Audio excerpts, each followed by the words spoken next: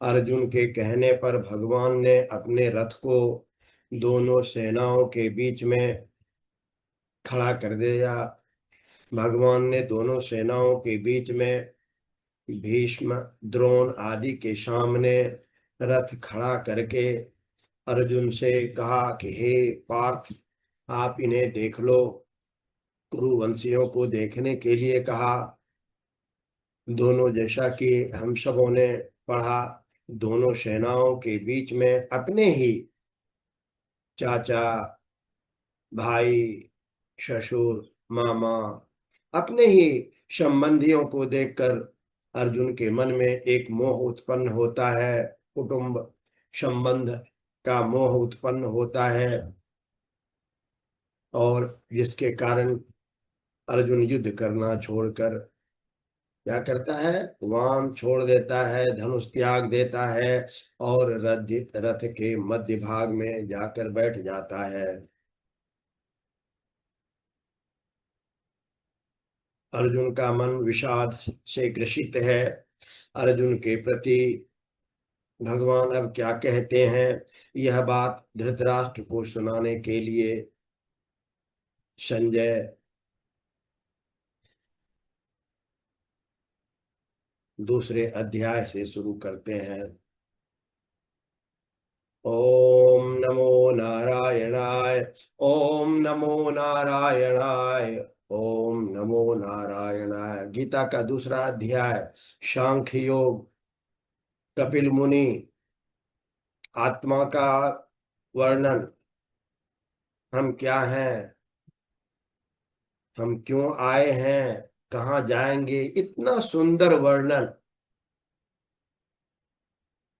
तो प्रभु श्री कृष्ण, श्री नारायण अपने अपने माता पिता शवों को ध्यान करते हुए श्रीमद् भगवत गीता, जो प्रभु श्री कृष्ण के मुख से निकला हुआ अमृत वाणी है, उसे पढ़ने का प्रयास करता हूँ। माँ सरस्वती की कृपा बनी रहे। ओम नमो नारायणाय। ओम नमो नारायणाय। श्रीमन्नारायण, श्रीमन्नारायण, नारायण नारायण, श्रीमन् नारायण, नारायण नारायण, श्रीमन्नारायण, नारायण नारायण, श्रीमन् नारायण, नारायण नारायण, श्रीमन्नारायण, नारायण नारायण, श्रीमन् नारायण, नारायण नारायण, श्रीमन्नारायण, नारायण नारायण, श्रीमन्नारायण। संजय उवाच। तं तथा कृपयाविष्टम् अश्रुपूर्णकुलेक्षणं विषीदन्तमिदं वाक्यम् उवाच मधुसूदनः। उस वैसी कायरता से व्याप्त हुए उन अर्जुन के प्रति जो कि विषाद कर रहे हैं और आंसुओं के कारण जिनके नेत्रों की देखने की शक्ति अवरुद्ध हो रही है, भगवान मधुसूदन उनसे कहते हैं। भगवान श्री कृष्ण जब देखते हैं कि अर्जुन व्यथित है, अर्जुन विषाद से ग्रसित है, तब अर्जुन को बोलते हैं। श्री भगवान वाच। कुतस्तत्त्वाकश्मलमिदं विषमे समुपस्थितम् अनार्यजुष्टमस्वर्गम् अकीर्तिकरमर्जुन। हे अर्जुन, इस विषम अवसर पर तुम्हें यह कायरता कहाँ से प्राप्त हुई, जिसका कि श्रेष्ठ पुरुष कभी सेवन नहीं करते, जो स्वर्ग को देने वाली नहीं है और जो कीर्ति करने वाली भी नहीं है। उस प्रकार की कायरता आपके मन में कहाँ से उत्पन्न हो गई? यह शोचनीय है।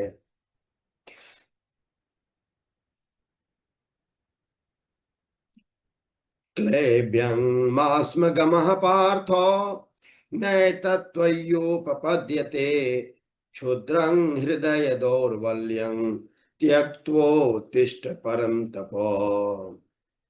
हे पृथा नंदन अर्जुन, इस नपुंसकता को मत प्राप्त हो, क्योंकि तुम्हारे में यह उचित नहीं है।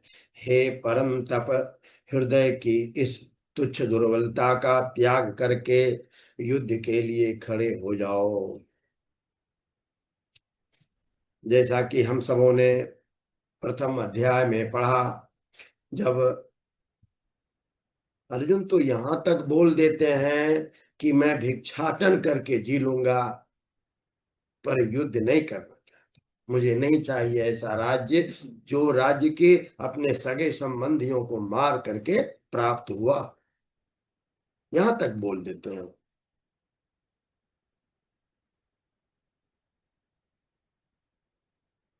अर्जुन वाचो, अर्जुन बोलते हैं, कथं भीष्ममहं शंख्ये द्रोणं च मधुसूदनो इशोभे प्रीतियोत्स्यामि पूजार्हा वरिशूदनो।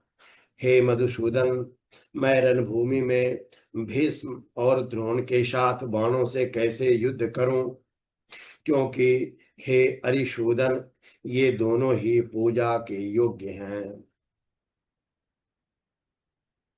संबंध में बड़े होने के नाते पितामह भीष्म और आचार्य द्रोण, ये दोनों ही आदरणीय और पूजनीय हैं। ये दोनों ही हमारे लिए, अर्जुन के लिए, सभी पांडवों के लिए पूजनीय है। इनका मेरे ऊपर पूरा अधिकार है, अतः ये तो मेरे पर प्रहार कर सकते हैं, पर मैं बाणों से कैसे प्रहार करूं। उनका प्रतिद्वंदी होकर युद्ध करना तो मेरे लिए बड़े पाप की बात है, क्योंकि ये दोनों ही मेरे द्वारा सेवा करने योग्य हैं, और सेवा से बढ़कर पूजा करने योग्य कुछ नहीं है। ऐसे पूज्य जनों पर मैं बाण कैसे चलाऊं। गुरुन हत्वा हि महानुभावान् श्रेयो भोक्तुं भैक्षमपीह लोके हत्वार्थ कामांस्तु गुरूनिहैव भुञ्जीय भोगान् रुधिर प्रदिग्धान्। महान भाव गुरुजनों को न मार कर इस लोक में मैं भिक्षा का अन्न खाना भी श्रेष्ठ समझता हूँ। गुरुन् हत्वा हि महानुभावान् श्रेयो भोक्तुम भैक्षमपीह लोके। भैक्षम, भिक्षाटन, कितनी अच्छी भावना है अर्जुन के मन में। और एक दुर्योधन है तो दोनों सगे हैं। इससे बड़ा सगा आज हम सभी ग्रसित हैं। वो मैं हूं, आप हो, कोई हो, सभी इसी प्रकार से ग्रसित हैं। तो अर्जुन तो इस प्रकार तक, यहां तक कहते हैं कि मैं भिक्षा का अन्न मांगकर खाना भी श्रेष्ठ समझता हूं, क्योंकि गुरुजनों को मारकर यहाँ रक्त से सने हुए तथा धन की कामना की मुख्यता वाले भोगों को ही तो मैं भोगूंगा। मैं जो भोगूंगा, जो मुझे राज्य की प्राप्ति होगी, उस राज्य का श्रेय जो है वह रक्त रंजित होगा कि मैंने कितने को मार करके यह राज्य प्राप्त किया है। इस प्रकार के बातों से अर्जुन व्यथित होकर के प्रभु श्री कृष्ण को बोलते हैं। भगवान के वचनों में ऐसी विलक्षणता है कि वे अर्जुन के भीतर अपना प्रभाव डालते जा रहे हैं, जिससे अर्जुन को अपने युद्ध न करने के निर्णय में अधिक संदेह होता जा रहा है कि मैं युद्ध करूं या ना करूं। ऐसी अवस्था को प्राप्त हुए अर्जुन कहते हैं, नो नो चैतद्विद कतरन्नो गरीयो यद्वा जयेमो यदि वा नो जयेयुः याने वहत्वा नुजिजीव श्यामास्ते वस्थिता प्रमुखे धार्तराष्ट्राः। यह भी नहीं हम जानते कि हम लोगों के लिए युद्ध करना और न करना, इन दोनों में से कौन सा अत्यंत श्रेष्ठ है। अथवा हम उन्हें जीतेंगे या वे हमें जीतेंगे। जिनको मारकर हम जीना भी नहीं चाहते, वे ही धृतराष्ट्र के संबंधी हमारे सामने खड़े हैं। यद्वा जयेमो यदि वा नो जयेयु।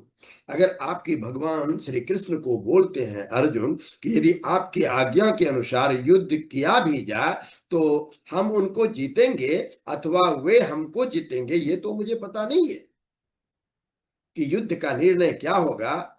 यहाँ अर्जुन को अपने बल पर अविश्वास नहीं है, परंतु भविष्य पर अविश्वास है कि देवो न जानाति कुतो मनुष्य, कि कल क्या होगा। यह कि भविष्य के बारे में तो मुझे पता नहीं है। यानेव हत्वा न जिजीविषामः, और हम तो अपने संबंधियों कुटुंबों को मारकर जीने की इच्छा भी नहीं रखते। भोग भोगने की, राज्य प्राप्त करके हुक्म चलाने की बात तो बहुत दूर है। कारण कि हमारे कुटुंबी मारे जाएंगे तो हम जी कर क्या करेंगे। अपने हाथों से कुटुंब, अपने संबंधियों, अपने सगों को मार करके हम जी कर क्या करेंगे। अपने कुटुंब को नष्ट करके बैठे बैठे चिंता शोक ही तो करेंगे, और चिंता शोक करने और वियोग का दुख भोगने के लिए हम जीना नहीं चाहते हैं। इस प्रकार से व्यथित होकर के अर्जुन प्रभु श्री कृष्ण से बोलते हैं। कार्पण्य दोषोपहत स्वभाव पृच्छामि त्वं धर्म सम्मूढ़ चेता यच्छ्रेयस्यान्निश्चितं ब्रूहि तन्मे शिष्यस्तेऽहं साधिमा त्वं प्रपन्नम्। कायरता रूप दोनों दोष से तिरस्कार और स्वभाव वाला, धर्म के विषय में मोहित, अंत करण वाला मैं आपसे पूछता हूं कि जो निश्चित कल्याण करने वाली हो वह बात मेरे लिए कहिए। मैं आपका शिष्य हूं, आपके शरण आए हुए मुझ शिक्षार्थी को आप शिक्षा दीजिए, मुझे ज्ञान दीजिए कि मैं क्या करूं। शिष्यस्ते अहम,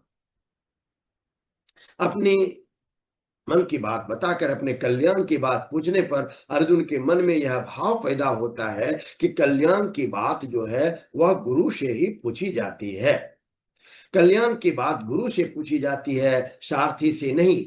इस बात को लेकर के अर्जुन के मन में जो रथिपन का भाव था, जिसके कारण वे भगवान को यह आज्ञा दे रहे थे कि हे अच्युत, वहां पर उन्होंने भगवान को आज्ञा दिया है कि रथ को दोनों सेनाओं के बीच में रथ को खड़ा करो, कि हे अच्युत मेरे रथ को दोनों सेनाओं के बीच में खड़ा कीजिए। यह भाव मिट जाता है और अपने कल्याण की बात पूछने के लिए अर्जुन प्रभु श्री कृष्ण का शिष्य हो जाता है कि आप मेरे गुरु हैं, अतः आप मेरे कल्याण की बात कर सकते हैं, तो आप मुझे बताइए कि मेरे लिए कल्याणकारी क्या है। शाधीमा त्वं प्रपन्नम, गुरु तो उपदेश दे देंगे, जिस मार्ग का ज्ञान नहीं है उसका ज्ञान करा देंगे, पूरा प्रकाश दे देंगे, पूरी बात बता देंगे, पर मार्ग पर तो मैं यानी शिष्य को ही चलना पड़ेगा। नो हि प्रपश्यामि ममाप नुद्यात् यच्छोकमुच्छोषणमिन्द्रियाणाम् अवाप्य भूमा वसपत्नमृद्धं राज्यं शूराणामपि चाधिपत्यम्।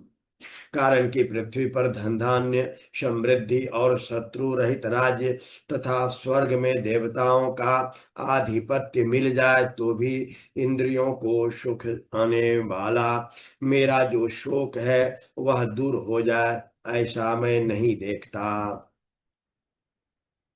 अर्जुन ने अपना और भगवान दोनों का पक्ष सामने रखकर उन पर विचार किया तो अंत में वे इस निर्णय पर पहुंचते हैं कि युद्ध करने से तो अधिक से अधिक क्या होता है कि हमें राज्य की प्राप्ति होती है, परंतु जो शोक हमारे हृदय में, जो चिंता है, दुख है, वह दूर नहीं होगा। अतः अर्जुन को युद्ध नहीं करना, अर्जुन को ऐसा लग रहा है। संजय उवाच, संजय बोलते हैं, एवं उक्त्वा ऋषिकेशो गुणाकेशः परं तपो नो योत्यस्य इति गोविंदम उक्त्वा तूष्णीम बभूवः। हे शत्रुतापन धृतराष्ट्र, ऐसा कहकर निद्रा को जीतने वाले अर्जुन गुणाकेश, एक बहुत ही प्रसिद्ध नाम है अर्जुन का, यह इसको इस सबको नोट कर लेना चाहिए, गुणाकेश। कि यह नाम क्यों? तो अर्जुन ने निद्रा पर विजय प्राप्त कर ली थी। कि आज हम सभी देखते हैं कि निद्रा में ग्रसित रहते हैं और नींद वहां से उठते नहीं है। तो अर्जुन को अपनी निद्रा पर विजय की, तो इसीलिए उनका एक नाम गुणाकेश है। हे शत्रुतापन धृतराष्ट्र, ऐसा कहकर निद्रा को जीतने वाले अर्जुन अंतर्यामी भगवान गोविंद से मैं युद्ध नहीं करूंगा ऐसा क्लियर बोल दिया है। एवं मुक्त्वा ऋषिकेशो गुणाकेशः परम तपो नो युत्यस्य इति गोविंदम उक्त्वा तुष्णी बभूवः। कि ऐसा कहकर, साफ साफ कहकर वह चुप हो गए। यद्यपि अर्जुन भगवान की बात का आदर करते हैं, सम्मान करते हैं, उन्हें मानते भी हैं, परंतु उनके भीतर युद्ध करने की बात ठीक ठीक जच नहीं रही है कि मैं अपने सगे संबंधी, मामा, ससुर, भाई, इनको मार करके मैं राज्य प्राप्त करूं। यह बात अर्जुन को ठीक नहीं लग रहा। इसलिए अर्जुन अपने भीतर जची हुई बात को यहाँ स्पष्ट रूप से साफ साफ कह देते हैं कि मैं युद्ध नहीं करूंगा। इस प्रकार जब अपनी बात, अपना निर्णय भगवान से साफ साफ कह दिया, तब भगवान ने कहने के लिए और कोई बात नहीं रहा। भगवान के पास बचता क्या है? भगवान प्रभु श्री कृष्ण वह क्या होते हैं? वह भी कुछ समय के लिए चुप हो जाते हैं। जब अर्जुन ने युद्ध करने के लिए साफ मना कर दिया, तब क्या होता है? संजय के शब्दों में, तमुवाच ऋषिकेशः प्रहसन्निव भारत सेनयोरुभयोर्मध्ये विषीदन्तमिदं वचः। तमुवाच ऋषिकेशः प्रहसन्निव भारत सेनयोरुभयोर्मध्ये विषीदन्तमिदं वचः। हे भरत वंशोद्भव धृतराष्ट्र, दोनों सेनाओं के मध्य भाग में विषाद करते हुए उस अर्जुन के प्रति हंसते हुए भगवान ऋषिकेश यह आगे कहते हुए यह वचन भगवान श्री कृष्ण बोलते हैं। जब अर्जुन को विषाद से ग्रसित देखते हैं, शोक में देखते हैं, तो अर्जुन का विषाद मिटाने के लिए, शोक निवृत्ति हटाने के लिए भगवान श्री कृष्ण आगे कहते हैं। श्री भगवान वाच, शोच्यानन्वशोचस्त्वं प्रज्ञावादांश्च भाससे गतासु न गताशुंश्च नानु शोचन्ति पंडिता। तुमने शोक न करने योग्य का शोक किया है, जिसका शोक तुम्हें नहीं करना चाहिए तुमने उसका शोक किया है, और विद्वता पंडिताई की बातें कह रहे हो। जिनके प्राण चले गए हैं उनके लिए, और जिनका प्राण नहीं गया है उनके लिए पंडित लोग शोक नहीं करते। गतासु न गतांशुश्च नानु शोचन्ति पंडिताः। जो इस शरीर को त्याग चुके हैं और जिन्होंने नहीं त्यागा है, उनके लिए, जो विद्वत जन हैं, पंडित हैं, उन्हें सोच नहीं करना चाहिए, सोच नहीं करते हैं। और सोच्यानन्व सोचस्त्वम, संसार मात्र में दो चीजें हैं, कौन कौन? सत और असत, शरीरी और शरीर। इन दोनों में शरीरी तो अविनाशी है और शरीर विनाशी। ये दोनों ही असत्य हैं। अविनाशी का तो कभी विनाश होता नहीं, जो हमारा आत्मा है, इसलिए उसके लिए शोक करना बनता ही नहीं। और जो यह शरीर है, इसका तो विनाश निश्चित है, इसके लिए भी शोक करना नहीं बनता, इसलिए उसके लिए भी शोक नहीं करना चाहिए। तात्पर्य यह है कि शोक करना न तो इस आत्मा के लिए और न इस शरीर के लिए सही है। शोक के होने से तो केवल हमारी मूर्खता ही कारण है। मनुष्य के सामने जन्मना, मरना, लाभ हानि आदि रूप में जो कुछ परिस्थितियां आती है, वह प्रारब्ध अर्थात अपने किए हुए कर्मों का फल है। हानि लाभ जीवन मरण, यश अपयश विधि हाथ। और यह जो प्रारब्ध है, हमारा जो पूर्व जन्म का कर्म है, उसका फल होता है। अतः हमें उस अनुकूल परिस्थितियों को लेकर शोक करना, सुखी दुखी होना केवल मूर्खता ही है।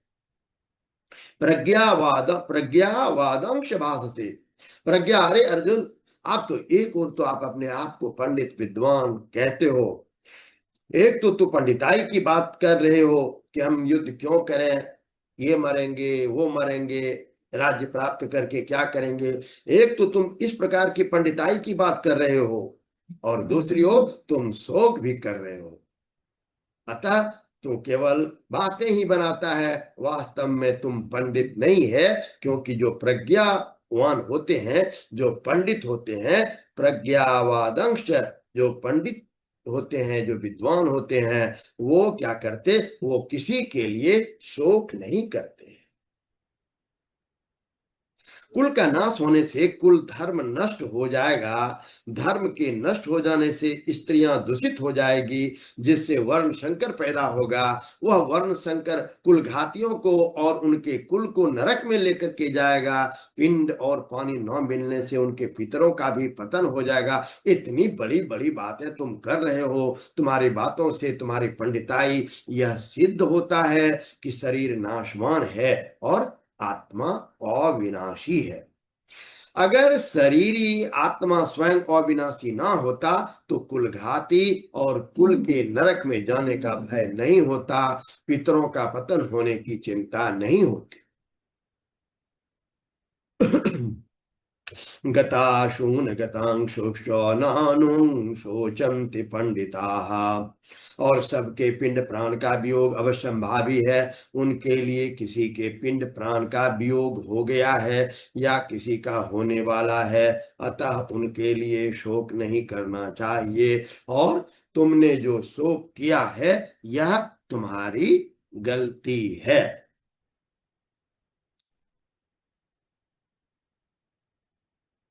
यह तुम्हारी गलती है, इसलिए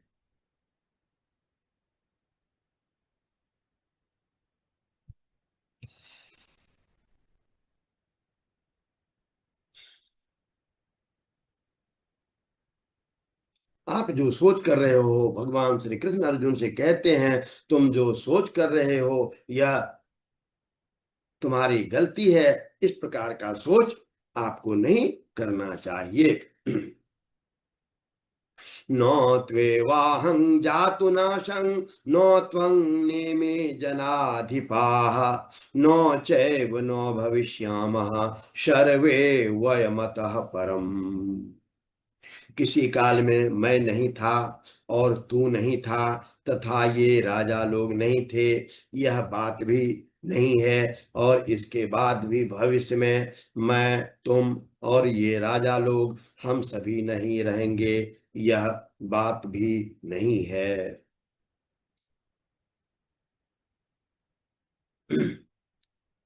अर्थात क्या होता है कि युग बदल जाए तो हमारा आत्मा बदलता नहीं, वह का वह ही रह जाता है, क्योंकि वह परमात्मा का अंश है। शरीर बदलता रहता है, क्षण मात्र भी वह नहीं रहता। देहिनोऽस्मिन् यथा देहे कौमारं यौवनं जरा, तथा देहांतरप्पा प्राप्तिर्धीरस्तत्र न मुह्यते। देहधारी के इस मनुष्य शरीर में जैसे बालकपन, जवानी और वृद्धावस्था होती है, ऐसे ही दूसरे शरीर की प्राप्ति होती है। उस विषय में धीर मनुष्य मोहित नहीं होते। धीर मनुष्य को उस पर नहीं सोचना चाहिए। देहिनोस्मिन यथा देहे कौमारं यौवनं जरा। शरीरधारी के शरीर में पहले बाल्यावस्था आती है, फिर युवावस्था आती है और फिर वृद्धावस्था आती है। इस प्रकार से जो हमारे शरीर में परिवर्तन आते रहते हैं, तात्पर्य यह है कि शरीर में कभी एक अवस्था नहीं रहते, उसमें निरंतर निरंतर क्या होता है, परिवर्तन होते रहता है। यह शरीरधारी के इस शरीर में ऐसा कहने से सिद्ध होता है कि शरीर ही अलग है और शरीर अलग है। शरीर ही दृष्टा है और शरीर दृश्य है। अतः शरीर में बालकपन आदि अवस्थाओं का जो परिवर्तन होता, वह परिवर्तन शरीरी में नहीं होता है।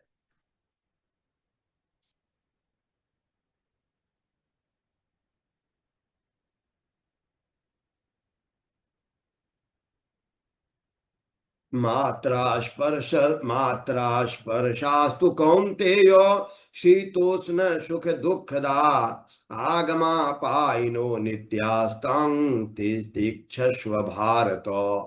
हे कुंती नंदन, इंद्रियों के विषय में जड़ पदार्थ तो शीत अनुकूलता और उष्ण प्रतिकूलता के द्वारा सुख और दुख देने वाले हैं, तथा आगे आने वाले और अनित्य हैं। हे भरत वंशोद्भव अर्जुन, तुमको उनको तुम सहन करो। शीतोष्ण सुख दुखदा, यहाँ शीत और उष्ण शब्द अनुकूलता और प्रतिकूलता के लिए प्रयोग में आया है। इनका अर्थ होता है कि सर्दी और गर्मी लिया जाए तो ये केवल त्वचा के विषय होते हैं, जो कि एक देशी है। अर्थात शीत का अर्थ अनुकूलता और गर्मी उष्ण का अर्थ प्रतिकूलता, ऐसा प्रयोग समीचीन लगता है।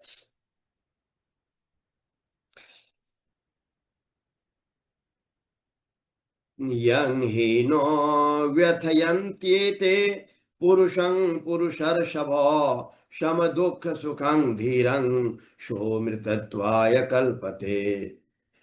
कारण कि हे पुरुषों में श्रेष्ठ अर्जुन, सुख दुख में सम रहने वाले जिस बुद्धिमान मनुष्य को ये मात्रा स्पर्श पदार्थ विचलित सुखी और दुखी नहीं करते, वह अमर होने में समर्थ हो जाता है। अर्थात वह अमर हो जाता है। शो मृतत्वाय कल्प्यते, ऐसा धीर पुरुष पुरुष अमरता के योग्य हो जाता है, अर्थात उसमें अमरता प्राप्त करने की सामर्थ्य आ जाती है।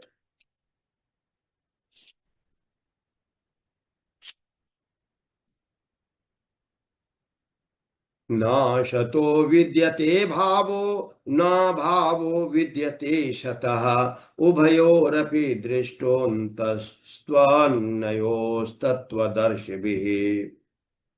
और सत का तो भाव सत्ता विद्यमान नहीं है और सत का अभाव विद्यमान नहीं है। तत्वदर्शी महापुरुषों ने इन दोनों ही तत्व देखा, अर्थात अनुभव किया है। ना भावो विद्यते शतः, जो शत वस्तु है उसका अभाव नहीं होता। और जब देह उत्पन्न नहीं हुआ था तब भी देही था, और देह नष्ट हो जाने पर भी देही रहेगा। और वर्तमान में देह के परिवर्तनशील होने पर देही उनमें ज्यों का त्यों ही रहता है। अविनाशी तु तद्विद्धि येन सर्वमिदं ततं विनाशमव्ययस्यास्य न कश्चित् कर्तुमर्हति।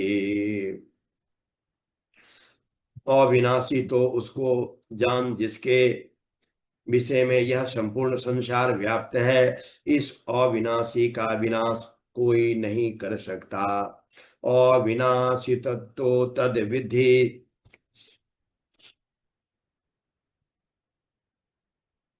अंतवंत इमे देहा नित्यस्योक्ता शरीरिणः अनाशिनो प्रमेयस्य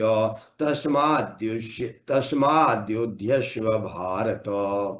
अविनाशी जानने में न जानने वाले और नित्य रहने वाले इस शरीर के ये देह अनंत वाले कहे गए हैं। इसलिए हे अर्जुन, तुम विषाद को छोड़ो और युद्धस्व भारत। तुम युद्ध के लिए निश्चित हो जाओ, युद्ध के लिए तैयार हो जाओ। भगवान अर्जुन के लिए आज्ञा देते हैं कि सत और सत को ठीक समझकर तुम युद्ध करो, अर्थात प्राप्त कर्तव्य का पालन करो। तात्पर्य है कि शरीर तो अंत वाला है और शरीरी अविनाशी है। इन दोनों शरीरी की दृष्टि से शोक बन ही नहीं सकता। अतः शोक को त्याग करके तुम युद्ध का निश्चय करो। यो एनं वेत्ति हन्तारं यश्चैनं मन्यते हतम् उभौ तो न विजानीतो नायं हन्ति न हन्यते। जो मनुष्य इस अविनाशी शरीर को मारने वाला मानता है और जो मनुष्य इसको मरा हुआ मानता है, वे दोनों ही इसको नहीं जानते। क्योंकि उभौ तो न विजानीतो नायं हन्ति न हन्यते। क्योंकि यह शरीर जो है यह न तो मारता है और न मारा जाता है।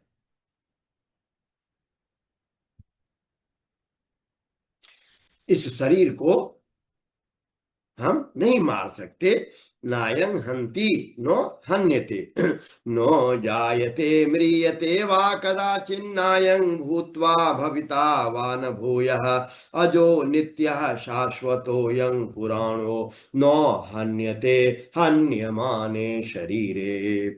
यह शरीरी न कभी जन्मता है और न मरता है। यह उत्पन्न होकर फिर होने वाला भी नहीं है। यह जन्म रहित नित्य निरंतर रहने वाला शाश्वत अनादि है। शरीर के मारे जाने पर भी यह नहीं मारा जाता है। नो जायते म्रियते वा कदाचिन नायं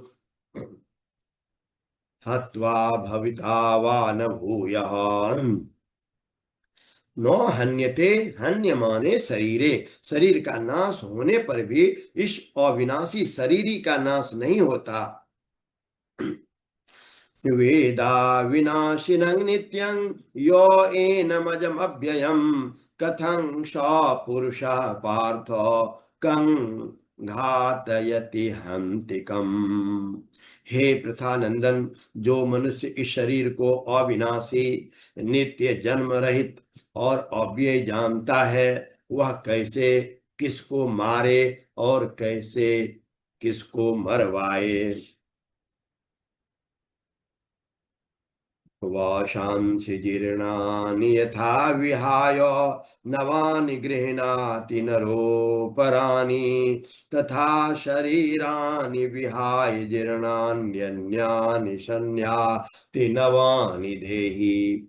मनुष्य जैसे पुराने वस्त्र को, पुराने कपड़े को छोड़कर दूसरा नया वस्त्र धारण कर लेता है, ऐसे ही यह आत्मा देही पुराने शरीर को छोड़कर दूसरे नए शरीर में प्रवेश कर जाता है।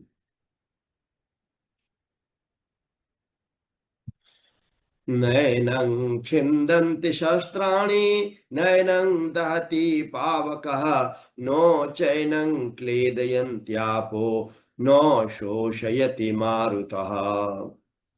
शस्त्र इस शरीर को काट नहीं सकते, अग्नि इसको जला नहीं सकती, जल इसको गीला नहीं कर सकता और वायु इसको सुखा नहीं सकती।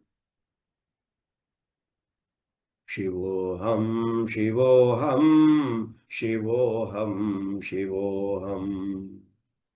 जिसे शस्त्र काटे न अग्नि जलाए, भिगोए न पानी न वायु सुखाए, वही आत्मा सच्चिदानंद मैं हूँ। अमर आत्मा सच्चिदानंद मैं हूँ। अमर आत्मा सच्चिदानंद मैं हूँ। अमर आत्मा सच्चिदानंद मैं हूँ। अर्थात यह जो शरीर है, इसमें परिवर्तन तो शरीर में होता है पर शरीरी में नहीं होता। जैसे काठ है तो विकृति काठ में आती है, और जो काठ काटता है नहीं काटता, काठ जलता है नहीं जलता, काठ गीला होता है और है गीला नहीं होता। काठ कभी एक रूप रहता ही नहीं और वह अनेक रूप होता ही नहीं। अछेद्यो अयम अदाह्यो अयम अक्लेद्यो शोष्य एव च नित्यः सर्वगतः स्थाणुरचलोऽयं सनातनः।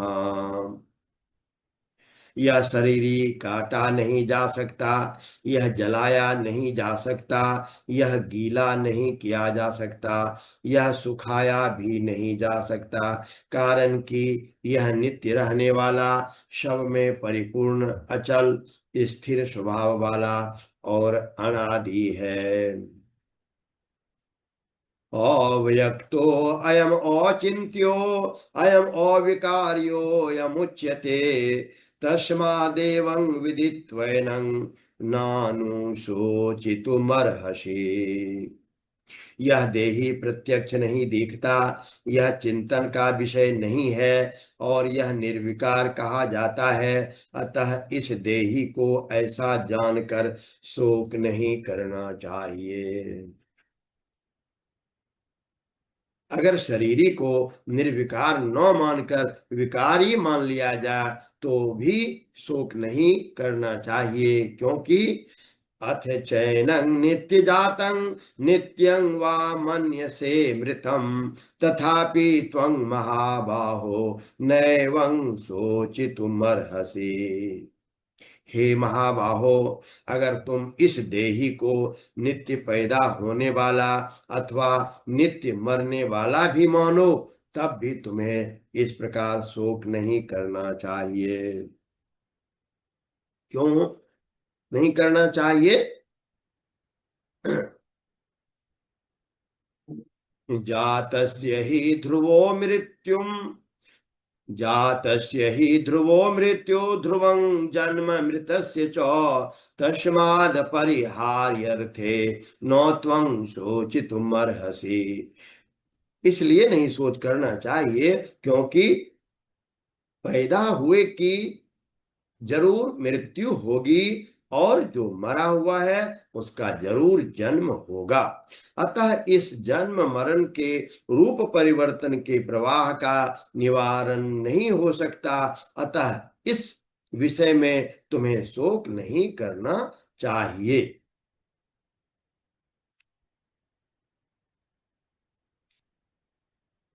होनी जो होके रहे, अनहोनी ना हो, जाको राखे शाइयां, मार सके ना कोई। अव्यक्तादीनि भूतानि व्यक्त मध्यानि भारत, अव्यक्त निधनान्येव तत्र का परिवेदना। हे भारत, सभी प्राणी जन्म से पहले अप्रकट थे और मरने के बाद अप्रकट हो जाएंगे।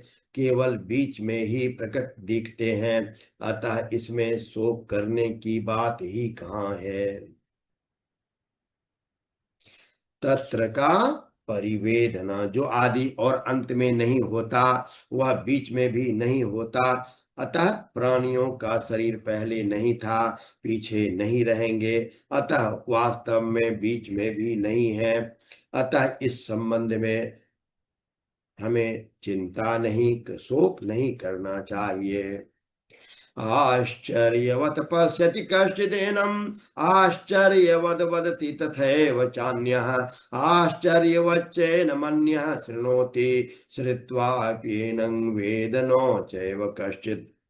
कोई इस शरीर को आश्चर्य की तरह देखता अनुभव करता है, और वैसे ही दूसरा कोई इसका आश्चर्य की तरह वर्णन करता है, तथा अन्य कोई आश्चर्य की तरह ही सुनता है, और इसको सुनकर भी कोई नहीं जानता, अर्थात यह दुर्विज्ञेय है।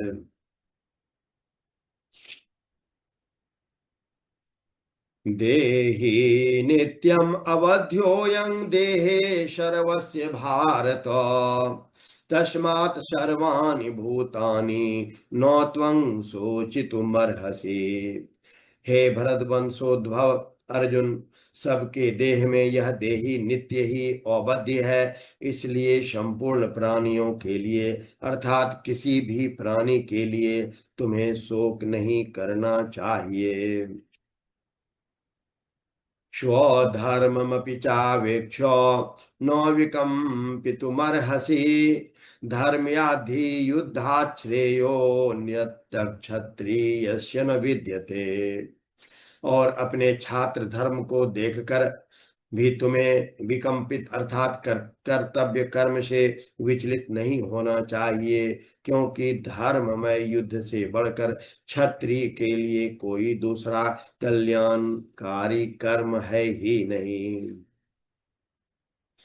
यदृच्छया चोपपन्नं स्वर्गद्वारमपावृतं, सुखिनः क्षत्रियाः पार्थ लभन्ते युद्धमीदृशम्। अपने आप प्राप्त हुआ युद्ध खुला हुआ स्वर्ग का दरवाजा भी है। हे प्रथानंदन, क्षत्रिय बड़े सुखी भाग्यशाली हैं जिनको इस प्रकार का युद्ध प्राप्त होता है। अथ चेत्त्वमिमं धर्म्यं संग्रामं न करिष्यसि, ततः स्वधर्मं कीर्तिं च हित्वा पापमवाप्स्यसि। अब अगर तू यह धर्म में युद्ध नहीं करेगा, तो अपने धर्म और कीर्ति का त्याग करके पाप को प्राप्त होगा। अकीर्तिं चापि भूतानि कथयिष्यन्ति ते व्ययाम्, संभावितस्य चाकीर्तिर्मरणादितिरिच्यते। और सब प्राणी भी तेरी सदा रहने वाली अपकीर्ति का कथन अर्थात निंदा करेंगे, और वह अपकीर्ति सम्मानित मनुष्य के लिए मृत्यु से भी बढ़कर दुखदाई होता है। भयाद्रणादुपरतं मंक्ष्यन्ते त्वां महारथा, येषां च त्वं बहुमतो भूत्वा यास्यसि लाघवम्। तथा महारथी लोग तुझे भय के कारण युद्ध से हटा हुआ मानेंगे। जिनकी धारणा में तुम बहुमान्य हो चुका है, उनकी दृष्टि में तुम लघुता को प्राप्त हो जाएगा।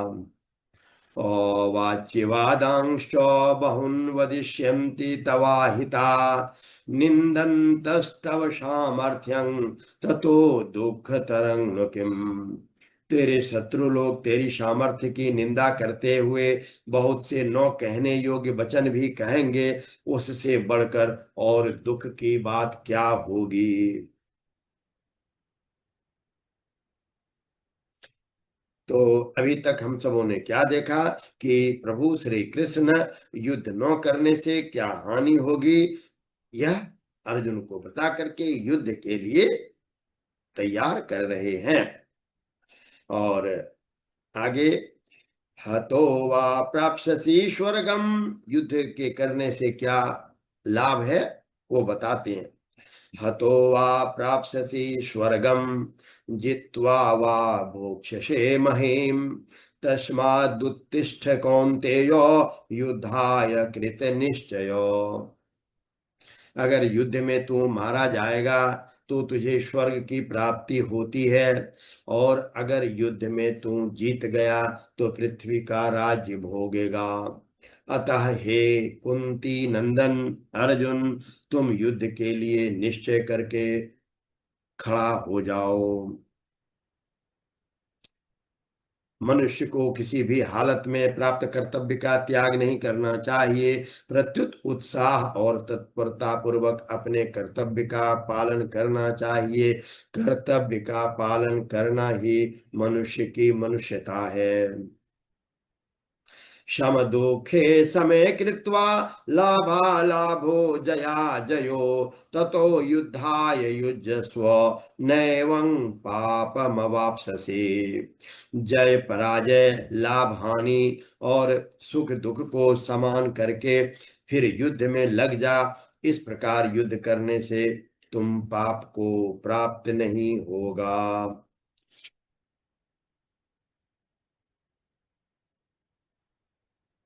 एषा ते भीता सांख्ये बुद्धिर्योगे त्विमां शृणु, बुद्धया युक्तो यया पार्थ कर्म बंधं प्रहास्यसि। हे पार्थ, यह संबुद्धि तेरे लिए पहले सांख्य योग में कही गई, और अब तू इसको कर्म योग के विषय में सुन।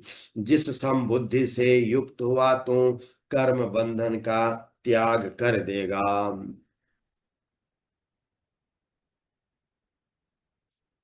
नेहाभिक्रमनाशोऽस्ति, नेहाभिक्रमनाशोऽस्ति, प्रत्यवायो न विद्यते, स्वल्पमप्यस्य धर्मस्य, त्रायते महतो भयात्। मनुष्य लोक में इस संबुद्धि रूप धर्म के आरंभ का नाश नहीं होता, तथा इसके अनुष्ठान का उल्टा फल भी नहीं होता, और इसका थोड़ा सा भी अनुष्ठान जन्म मरण रूप महान भय से रक्षा कर लेता है।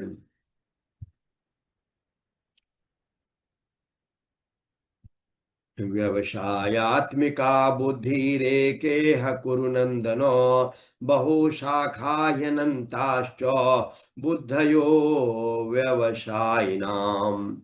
हे कुरुनंदन, इस समबुद्धि की प्राप्ति के विषय में निश्चय वाली बुद्धि एक ही होती है, जिनका एक निश्चय नहीं है। ऐसे मनुष्यों की बुद्धियां अनंत और बहुत सी शाखाओं वाली ही होती है।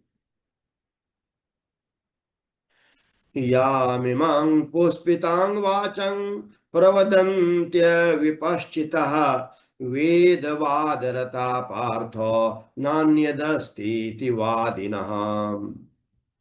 कामात्मानः स्वर्गपरा जन्म कर्म फलप्रदां, क्रिया विशेष बहुलां भोगैश्वर्य गतिं प्रति।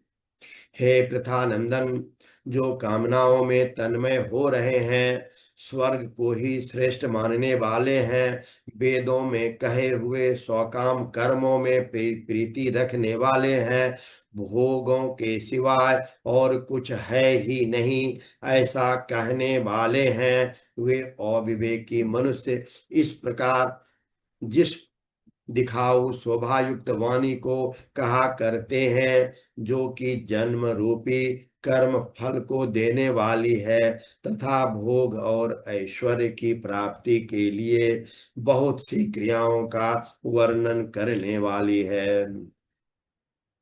भोगैश्वर्य प्रसक्तानां तया अपहृत चेतसाम, व्यवसायात्मिका बुद्धि समाधो न विधीयते। उस पुष्पित वाणी से जिसका अंतःकरण हर लिया गया है, अर्थात भोगों की तरफ जो खिंच गया है और जो भोग और ऐश्वर्य में अत्यंत आसक्त हैं, उस मनुष्य की परमात्मा में एक निश्चय वाली बुद्धि नहीं होती। त्रैगुण्य विषया वेदा निस्त्रैगुण्यो भवार्जुनो निर्द्वंद्वो नित्य सत्वस्थो निर्योगक्षेम आत्मवान। वेद तीनों गुणों के कार्य का ही वर्णन करने वाला है। हे अर्जुन, तुम तीनों गुणों से रहित हो जा, राग द्वेषादि द्वंद्वों से रहित हो जा, निरंतर नित्य वस्तु परमात्मा में स्थित हो जा, योग क्षेम की चाहना भी मत रख और परमात्मा परायण हो जाओ। यावानर्थ उदपाने सर्वतः समप्लुतोदके तावान् सर्वेषु वेदेषु ब्राह्मणस्य विजानतः। सब तरफ से परिपूर्ण महान जलाशय के प्राप्त होने पर छोटे गड्ढों में भरे जल में मनुष्य का जितना प्रयोजन रहता है, अर्थात कुछ भी प्रयोजन नहीं रहता। वेदों और शास्त्रों के तत्व को जानने वाले ब्रह्म ज्ञानी का संपूर्ण वेदों में उतना ही प्रयोजन रहता है, अर्थात कुछ भी प्रयोजन नहीं रहता। कर्मण्येवाधिकारस्ते मा फलेषु कदाचन मा कर्म फल हेतुर्भूर्मा ते संगो कर्मणि।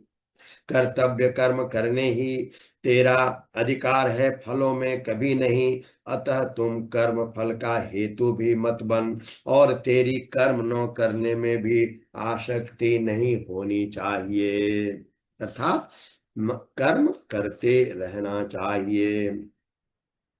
योगस्था कुरु कर्माणि, बहुत ही अच्छा योग के बारे में इस श्लोक में प्रभु श्री कृष्ण कहते हैं।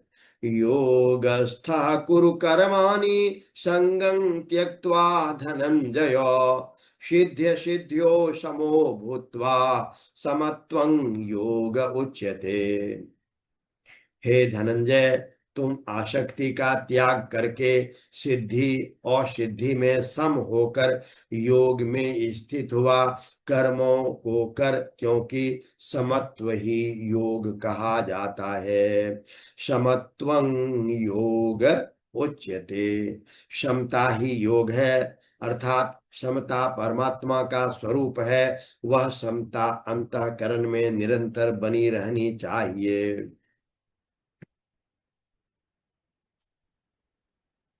दूरेन ह्यवरं कर्म बुद्धि योगा धनंजय बुद्धो शरणमन्विच्छ कृपणाः फल हेतवः। बुद्धि योग क्षमता की अपेक्षा काम कर्म दूर से अत्यंत ही निष्कृष्ट है। अतः हे धनंजय, तू बुद्धि क्षमता का आश्रय ले, क्योंकि फल के हेतु बनने वाले अत्यंत दीन है। बुद्धि युक्तो जहाति हो उभयशो कृत दुष्कृते तस्माद् योगाय युज्यस्व योगः कर्मसु कौशलम। बुद्धि क्षमता से युक्त मनुष्य यहाँ जीवित अवस्था में ही पुण्य और पाप दोनों का त्याग कर देता है। अतः तुम योग क्षमता में लग जा, क्योंकि कर्मों में योग ही कुशलता है। कर्मसु कौशलम योगम, कर्मों में कुशलता ही योग है। कर्मसु योगः कौशलम, और कर्मों में योग ही कुशलता है। कर्मजं बुद्धियुक्ता हि फलं त्यक्त्वा मनीषिणः जन्म बंध विनिर्मुक्ताः पदं गच्छन्त्यनामयम्।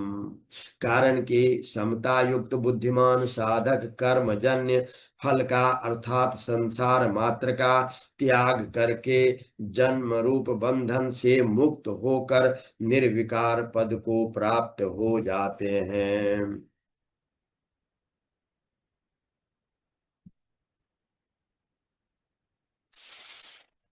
यदा ते मोहकलिलं बुद्धिर्व्ययति तरिष्यति तदा गन्तासि निर्वेदं श्रोतव्यस्य श्रुतस्य च। जिस समय तेरी बुद्धि मोह रूपी दलदल को भली भांति पार कर जाएगी, उसी समय तुम सुने हुए और सुनने में आने वाले भोगों से वैराग्य को प्राप्त हो जाएगा।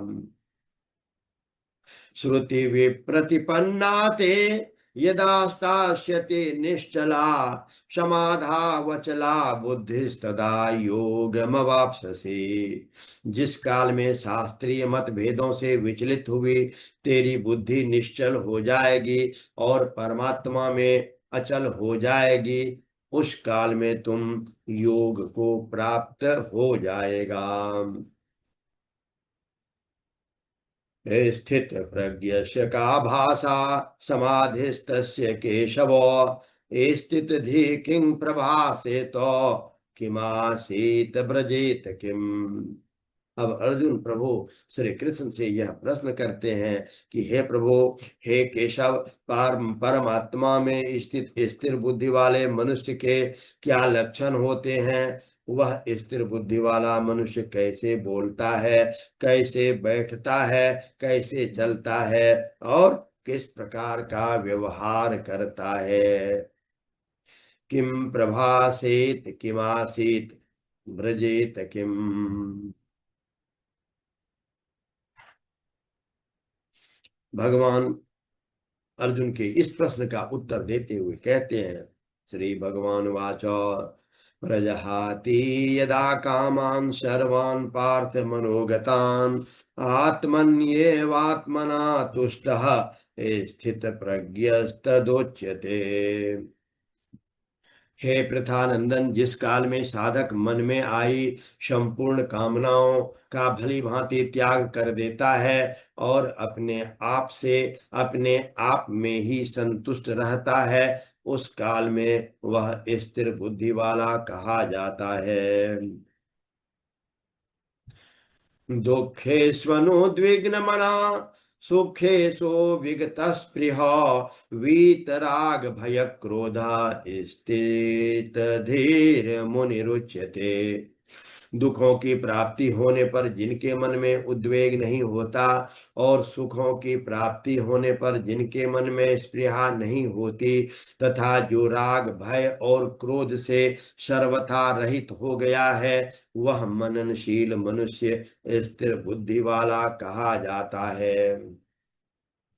यह यह सर्वत्रानभिस्नेह तत्प्राप्य शुभाशुभम नाभिनंदति नो द्वेष्टि तस्य प्रज्ञा प्रतिष्ठिता। सब जगह आसक्ति रहित हुआ जो मनुष्य उस शुभ अशुभ को प्राप्त करके न तो प्रसन्न होता है न द्वेष करता है, उसकी बुद्धि स्थिर है।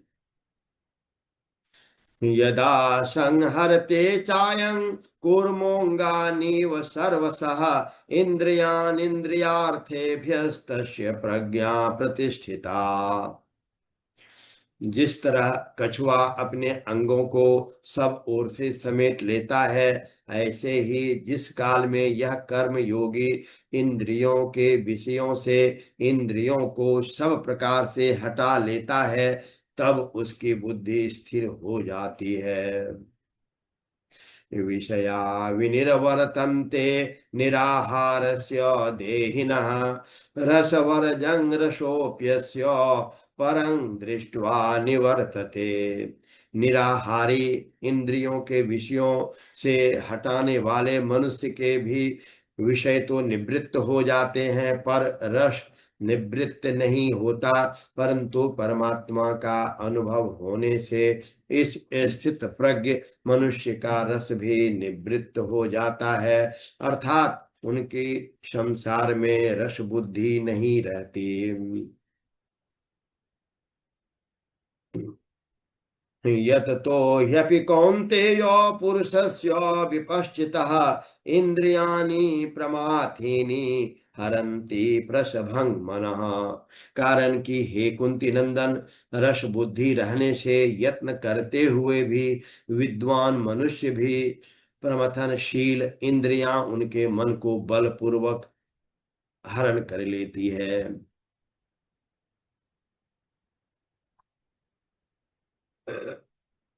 तानि सर्वाणि संयम्य युक्त आसीत मत्परः वशे हि यस्येन्द्रियाणि तस्य प्रज्ञा प्रतिष्ठिता। कर्मयोगी साधक उन संपूर्ण इंद्रियों को वश में करके मेरे परायण होकर बैठे, क्योंकि जिसकी इंद्रियां वश में है उनकी बुद्धि स्थिर है। ध्यायतो विषयान् पुंसः संगास्ते सुपजायते, संगात् संजायते कामः, कामात् क्रोधोऽभिजायते, क्रोधात् भवति सम्मोहः, सम्मोहात् स्मृति विभ्रमः, स्मृति भ्रंशात् बुद्धिनाशो, बुद्धिनाशात् प्रणश्यति। विषयों का चिंतन करने वाले मनुष्य उन विषयों में आसक्ति पैदा हो जाती है, और आसक्ति से कामना पैदा होती है, कामना से बाधा लगने पर क्रोध पैदा होता है, और क्रोध होने पर सम्मोह मूढ़ भाव हो जाता है, सम्मोह से स्मृति भ्रष्ट हो जाती है, स्मृति भ्रष्ट हो जाने पर बुद्धि विवेक का नाश हो जाता है, और बुद्धि का नाश होने पर मनुष्य का पतन हो जाता है। बुद्धि नाशात् प्रणश्यति। राग द्वेष वियुक्तस्तु विषयान्निन्द्रियैश्चरन् आत्मवश्यैर्विधेयात्मा प्रसादमधिगच्छति। प्रसादे सर्वदुःखानां हानिरस्योपजायते, प्रसन्नचेतसो ह्यासो बुद्धि पर्यवतिष्ठते। परंतु वशीभूत अंतःकरण वाला कर्मयोगी साधक राग द्वेष से रहित अपने वश में की हुई इंद्रियों के द्वारा विषयों का सेवन करता हुआ अंतःकरण की निर्मलता को प्राप्त हो जाता है। अंतःकरण की निर्मलता प्राप्त होने पर साधक के संपूर्ण दुखों का नाश हो जाता है। ऐसे शुद्ध चित्त वाले साधक की बुद्धि निसंदेह बहुत जल्दी परमात्मा में स्थिर हो जाती है। नास्ति बुद्धिरयुक्तस्य नो चायुक्तस्य भावना, नो चा भावावयतः शांतिर शांतस्य कुतः सुखम। जिनके मन इंद्रियां संयमित नहीं है, ऐसे मनुष्य की बुद्धि नहीं होती, और बुद्धि न होने से उस अयुक्त मनुष्य में निष्काम भाव अथवा कर्तव्य परायणता का भाव नहीं होता। निष्काम भाव न होने से उसकी शांति नहीं मिलती, फिर शांति रहित मनुष्य को सुख कैसे मिल सकता है। अशांतस्य कुतः सुखम, अशांतस्य कुतः सुखम। जो अशांत है वह सुखी कैसे हो सकता है। अतः हमें हमेशा क्या करना चाहिए कि हमारे हृदय में, जिसके हृदय में हरदम हलचल होती है, बाहर से कितने भी अनुकूल भोग आदि मिल जाए उनके हृदय में हलचल नहीं मिल सकती, और वह क्या होता है कि वह कभी भी सुखी नहीं रह सकता।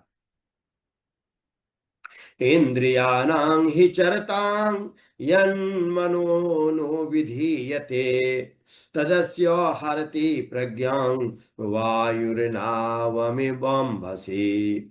कारण कि अपने अपने विषयों में विचरती हुई इंद्रियों से एक ही इंद्रिय जिस मन को अपना अनुगामी बना लेता है, वह अकेला मन जल में नौका को वायु की तरह इसकी बुद्धि को हर लेता है।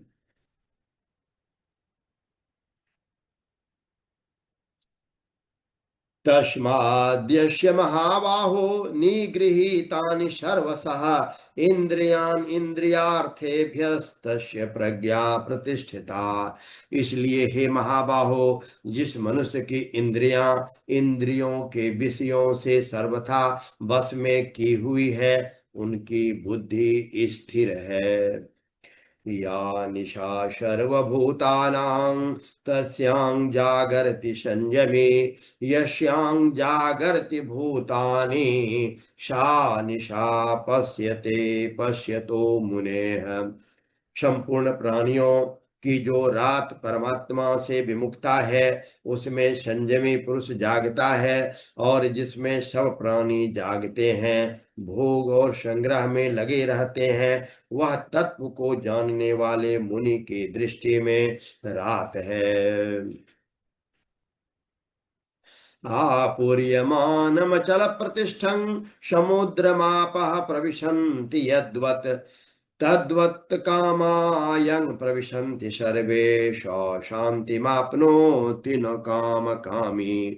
जैसे संपूर्ण नदियों का जल चारों ओर से जल द्वारा परिपूर्ण समुद्र में आकर मिलता है, समुद्र अपनी मर्यादा में अचल स्थिर रहता है, ऐसे ही संपूर्ण भोग पदार्थ जिस संयमी मनुष्य को विकार उत्पन्न किए बिना ही प्राप्त होते हैं, वही मनुष्य परम शांति को प्राप्त होता है, भोगों की कामना वाला नहीं। विहाय कामान्यः सर्वान् पुमान् चरति निष्पृह, निर्ममो निरहंकारः स शान्तिमधिगच्छति। जो मनुष्य संपूर्ण कामनाओं का त्याग करके स्पृहा रहित, ममता रहित और अहंता रहित होकर आचरण करता है, वह शांति को प्राप्त होता है। एषा ब्राह्मी स्थिति पार्थ नैनां प्राप्य विमुह्यति, स्थित्वा स्यामंत कालेपि ब्रह्म निर्वाण मृच्छति। हे पृथानंदन, यह ब्राह्मी स्थिति है, इसको प्राप्त होकर कभी कोई मोहित नहीं होता। इस स्थिति में यदि अंत काल में भी स्थित हो जाए तो निर्वाण ब्रह्म की प्राप्ति हो जाती है।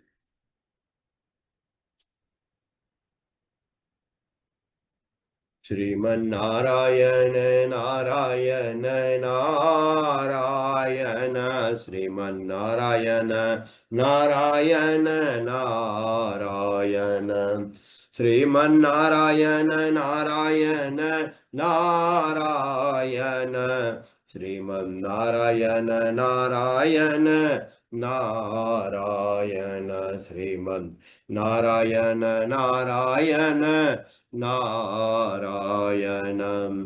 श्रीमन्नारायण नारायण नारायण, श्रीमन्नारायण नारायण नारायण।